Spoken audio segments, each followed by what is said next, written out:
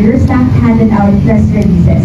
What prompted the change in direction? Because in your press releases, hindi po, magkaiba po yung tono ngayon nung inyong statement dun sa press release. What prompted the change in direction?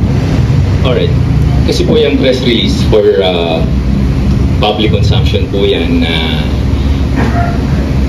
kumbaga ang focus po niyan is election. Ito pong press ko na to, ang focus po nito is yung pong aking paghingi ng patawad at paumanhin sa mga, higit lalo na po sa mga solo parents na nasaktan sa aking biro. So yun po ang reason for the difference. Gusto ko pong maipahayag at makita po ng publiko na tayo po ay sincero po na humihingi po ng dispensa. Sir, I understand that you are very apologetic